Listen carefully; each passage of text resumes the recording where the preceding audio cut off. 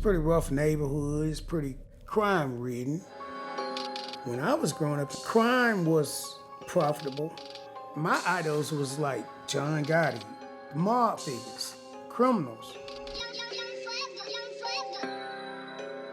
You got poverty, you got drugs, you got crime, you got poor housing. There's a couple of nights I slept under the bridge. I basically came to Atlanta homeless. My dad, he's been in prison all my life.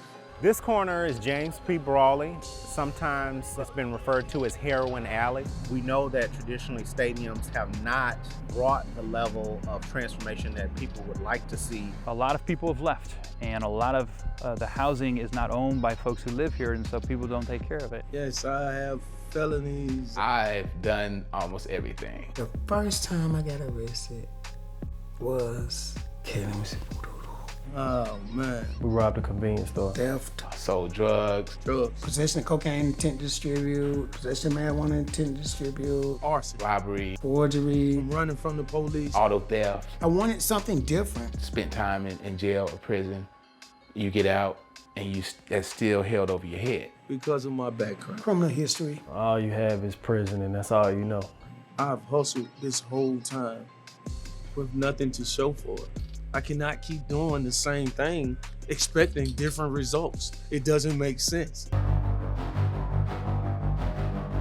The business has really grown in the NFL, and the stadium part of it has become much, much, much more important. It's this shared experience that makes it different. We reached the point where we said we ought to try to think about a new stadium. Ultimately, the standard that we were shooting for is the best stadium experience in the world. So let's talk for a minute about how all this is going to happen. We don't want another vanilla stadium. It's going to reach a level that no stadium prior to this has ever achieved.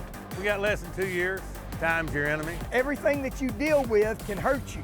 You take for granted that you're at a certain point and it's going to be normal from here. We started $1 billion, $1.2 billion, $1.5 billion. There hasn't been any normal. We've never reached that moment yet. Steel is just a nightmare for us. We fight it literally every day. I don't want to hear any backsliding from anybody. Sometimes I thought I was on the Titanic. I am done going to the piggy bank. This is what makes me feel like I'm losing my mind. If it was easy, everybody would be doing it. It's much easier to build a stadium. Social changes needed on the west side of Atlanta are a longer-term project. How do we give back to the communities that we are living in and making a difference in people's lives in those communities that are not as advantaged, not as blessed as we are? There have been so many different organizations and people that have come through this community, and they've done plans, they've done studies. We've been studied and planned to death. It is our community. While we're here, it could very well not be ours anymore. It's not a surprise that they don't trust people who come in from the outside. They're right to be skeptical. It just takes time. So I spend a lot of time walking around the streets and talking to people living in those communities and really asking them, what is it, that's the most important thing? People always start with jobs. The Blank Foundation was making all type of promises and stuff to the community, what they were going to do. An opportunity to make a leap. So I want to be a part of that. If you're looking for employment resources, if you're looking for job readiness services, we become that place. These guys deserve these chances. A chance to get educated, a chance to work, a chance to roll up their sleeves, and all the good things that come out of work. That was my driving force. I always remember the day how I felt when they told me, oh, you got the job, boom. Something really clicked. I have never felt better in my life. It's okay, I'm here now. I'm working now. There's no better feeling in the world than to know that you have had a role in transforming someone's life that way.